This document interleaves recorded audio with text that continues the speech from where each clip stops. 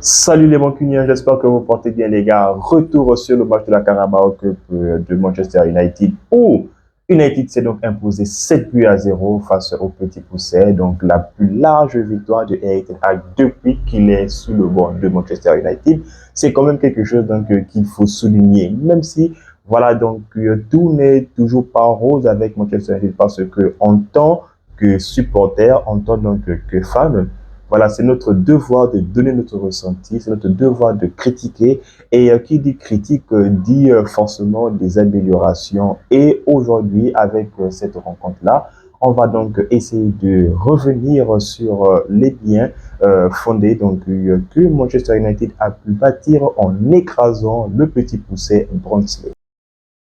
Alors les gars, pour cette victoire où United a écrasé son petit, c'est donc des buts marqués du Rashford qui signe donc un doublé de Alejandro Garnacho qui encore une fois les gars, à chaque fois qu'il est sur le terrain, ne se fait pas prier, fait donc toujours une action où celui-ci se montre clairement en évidence, qui lui aussi a marqué donc un doublé. Pour moi, le maestro, et d'ailleurs je pense que c'est le meilleur joueur pour tous ceux qui ont donc regardé cette rencontre-là, Christian Eriksen. Et donc, le dernier buteur, donc, c'est-à-dire celui qui a marqué donc, le but impair, c'est donc le petit protégé de Erik ten Hag, que je nomme Anthony. On va d'abord revenir, les gars, sur la composition qu'avait alignée donc Erik ten Hag, critiqué très très largement pour son favoritisme accru. Celui-ci, donc, en voyant cette composition-là, personnellement, m'a surpris parce que pour une fois, depuis que Payentir est à Manchester, je pense que c'est son premier match, c'est sa première titularisation. Et donc, ça va lui faire du bien parce que celui-ci est reparti là avec un clean sheet. Dans l'axe central, ceux-là qui étaient chargés donc, de garder la muraille infranchissable de Bayendir, on pouvait donc retrouver notre meilleur joueur, en parenthèse, bien évidemment, Harry Maguire, qui aussi, les gars, a signé donc une très très belle performance parce que lui, donc, si on en voit donc les 1 contre 1 que celui-ci a dû arrêter, même si c'était donc les attaquants donc, de seconde zone, mais celui-ci donc a montré qu'il fait quand même partie donc des grands défenseurs. Bon, voilà, même si on l'a peut-être surexposé donc au devant de la scène avec Manchester United. Pour l'accompagner, Johnny Evans, celui-ci qui venait carrément donc pour accompagner donc la relève à Manchester, se voit donc grappiller encore et encore des minutes et en même temps donc Erik ten Hag lui fait largement confiance. Maintenant, là où voilà donc ça a peut-être fait tâche, c'est parce que le côté gauche de la défense était donc occupé par un certain Toby Coyler, le petit que tout Manchester voit clairement en lui, donc un des meilleurs joueurs. Bon, il ne m'a pas vraiment donc satisfait lors de cette rencontre-là, mais j'espère vraiment qu'il va donc grappiller des minutes et puis donc montrer un peu ce qu'il vaut, étant donné que il a joué à un poste qui n'était donc pas le sien. Sur le côté droit, évidemment, Diogo Dalot. Pour moi, encore une fois, Dalot a sorti une très très belle performance. Maintenant, là, la crème de la crème, où les choses commencent vraiment à voilà donc montrer donc des bonnes choses, à porter vraiment donc des bons fruits. C'est donc le double pivot ou un certain Casemiro, voilà, c'est carrément montré à l'aise. Celui-ci était carrément dans une optique où il distillait clairement les ballons ici et là à tous ses coéquipiers à chaque fois qu'il avait donc la possibilité ou bien l'opportunité d'adresser un ballon vers ses compères de l'attaque. Il le faisait instantanément en une touche. D'ailleurs, même donc les gars, pour la passe qu'il a eu à adresser face à Southampton, donc pour le petit décalage de Godalo, on parle. Et là, il a encore répété, c'était donc une merveille de voir Casemiro jouer donc comme ça. Et aussi, les gars, n'oubliez pas, donc c'était clairement la première de un certain Manuel Ugarte. Et le moins que l'on puisse dire, c'est que c'est une première réussite. Donc, il était toujours là lorsqu'il fallait. Comme je l'ai dit, donc avec un supporter donc montagnien aussi, que ça faisait très très longtemps qu'on n'avait pas eu un chien de chasse. Aujourd'hui, là, donc notre chien de chasse, c'est un certain donc Ugarte. Et en plus de ça, il est donc très très bien à l'aise avec le ballon, les gars. C'est vraiment une très bonne chose. C'est la raison pour laquelle on a même pu sentir donc Casemiro qui était vraiment à l'aise.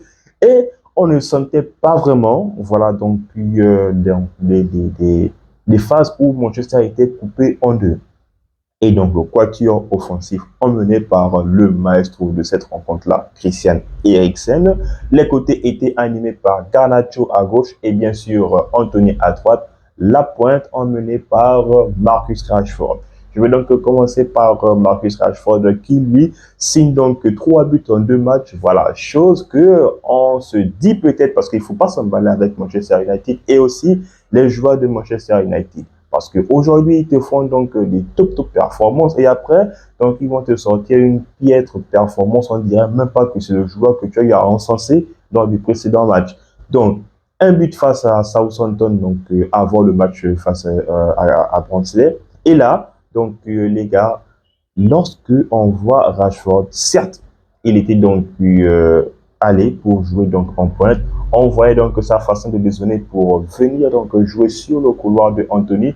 Anthony qui soit coulissait donc vers l'axe ou soit essayait de prolonger pour apporter donc un surnombre du côté droit. On a bien pu voir les gars donc sur cette rencontre-là que Marcus Rashford était donc vraiment à l'aise balle au pied.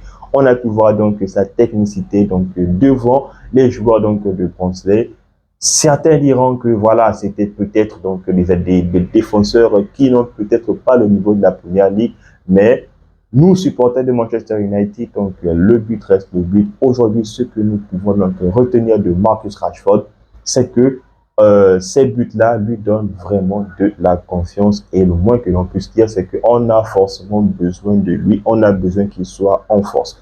Donc, le premier but de Marcus Rashford, les gars, encore une fois, Eriksen à la baguette pour l'avant-dernière passe. La transversale, les gars, donc, de Garnacho pour Marcus Rashford, c'est vraiment impeccable.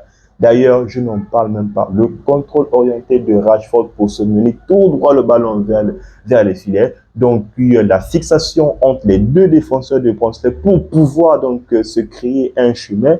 Et donc, fixer le gardien, les gars, c'est quand même donc un Rashford que l'on n'avait plus vu depuis maintenant bon nombre de temps à Manchester United. Et il ne s'est pas fait prier. Il a littéralement donc bousillé le gardien adverse. Si bien que voilà, Manchester est tout à fait donc normal de pouvoir donc mener au score. Le deuxième but, les gars, donc c'est Anthony, voilà, sur une passe en profondeur de Rashford qui est allé donc chercher le penalty. Rashford s'apprêtait donc à tirer donc ce penalty-là. Mais bon, donc Casemiro a soufflé donc quelques petits mots à Rashford qui donc a laissé donc Anthony tirer le penalty. Lui, il ne s'est pas aussi fait crier. Le penalty, donc, il lui était attribué. Il a marqué. D'ailleurs, il a dit que ce but-là lui faisait du bien, qu'il va travailler. Bon, même si son match ne va pas emballer les gars. Vous dites-moi en commentaire si le match d'Anthony donc vous a vraiment plu. Mais bon, donc individuellement parlant, donc c'était donc le Anthony que nous connaissons. Fixation donc sur le pied gauche, donc rentrer, puis essayer donc d'envelopper. Bon, c'est tous les jours le même Anthony qu'on voit. Je suis vraiment lassé de voir cet Anthony-là. Le jour où il va donc essayer donc de fixer et de sortir et frapper de son pied droit, là donc je vais recommencer à avoir donc une once d'espoir de Anthony. Mais les gars, donc Eriksen et la baguette a encore montré la différence que c'est lui normalement qui doit être le 10 de Manchester United.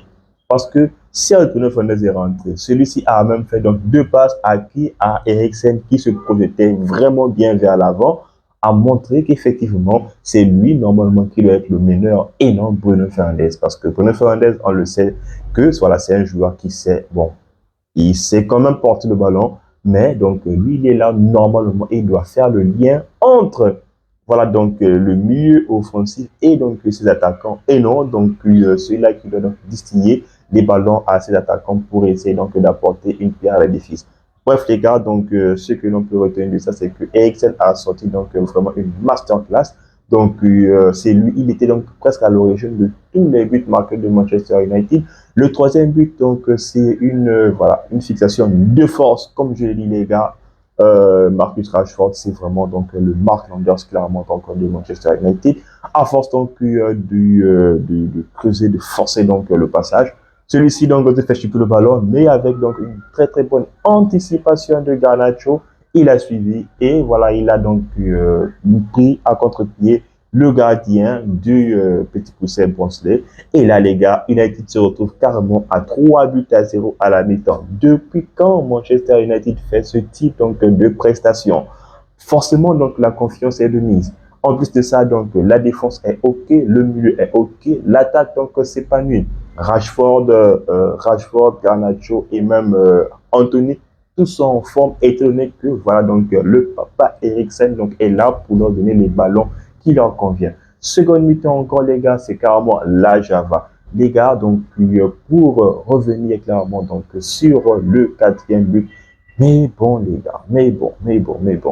Et alors, les gars, donc, je ne veux pas dire que c'est une copie conforme donc, du but comment il s'appelle, du Rashford donc, pour Manchester United donc, en première mi-temps. Mais le second but aussi, les gars, donc, encore une fois, Rashford qui est venu donc, redescendre, qui est donc descendu, qui a donc annulé une action donc, du Petit Bronzelet. La récupération donc, de Casemiro qu'il a donné en une seule touche, comme je dis, car Casemiro, à chaque fois qu'il avait l'occasion de mettre le ballon en une seule touche, il le fait, donc il n'a vraiment donc pas branché. Et là, donc, Papa Eriksen a déjà tout vu. Il a lancé le petit Garnacho qui était déjà donc à vive allure pour aller donc fixer le gardien donc du Barnsley. Et là, les gars, encore une fois, tout le contrôle fait donc la différence. Il ne s'est pas fait prier. Il marque donc son second but. D'ailleurs, même lorsqu'il marque le premier but, les gars, sa célébration, encore une fois, comme ça, une idole, Ronaldo. Casemiro voulait essayer d'empêcher, mais non, celui-ci donc doit d'abord célébrer à la Ronaldo sur voilà donc les panneaux publicitaires. 4-0 pour Manchester United. Et le gars, le 5-0, erreur donc du Petit Bronzelet. Garnacho et Rashford étaient clairement en feu. Ils voulaient carrément découdre avec le Petit Pousset. Donc, passe en profondeur sur une erreur donc, de relance du Petit Bronzelet. Le but marqué donc du pied gauche de Rashford, pour moi, c'est vraiment donc un joueur qui montre encore une fois qu'il a du talent. Et c'est ce que, voilà, donc, j'aimerais qu'un certain Anthony fasse. Marcus Rashford a marqué un but du pied droit lorsqu'il a marqué le premier but. Et le second but au premier poteau, donc, il fallait vraiment, donc, le faire. Le second but, donc, c'était aussi un très, très beau but de la part de Marcus Rashford. Voilà, donc, le sixième et le septième but. Rentré, donc, de Bruno Fernandes, donc, pour le très, très bon travail, donc, abattu par Manuel Ugarte, qui d'ailleurs, les gars, donc encore une fois, reste aussi donc l'une des personnes donc, qui a sorti une performance vraiment aboutie, encore une fois pour sa première titularisation. Donc la projection de Eriksen pour ces deux buts était vraiment donc là la clé pour que voilà donc il soit clairement le meilleur joueur de cette rencontre-là. Donc Manchester United est passé donc au second tour. C'est donc de bon augure, étant donné que là, on ne s'est vraiment pas donc ennuyé, parce que oui, comme je l'ai dit les gars en amont, d'aucuns étaient en train de regarder les matchs de la Ligue des Champions, mais nous, supporters de Manchester United, étions là, câblés pour regarder notre équipe en train de jouer une compétition mineure au regard, voilà, donc au détriment de la Ligue des Champions qui s'est donc bien passée. Et donc, les gars, on va donc tout dire de certains, donc Eric Ten Hag. Cette rencontre-là va donc faire du bien, non seulement à Eric Ten Hag, mais aussi donc à l'ensemble des joueurs qui ont pu donc s'épanouir.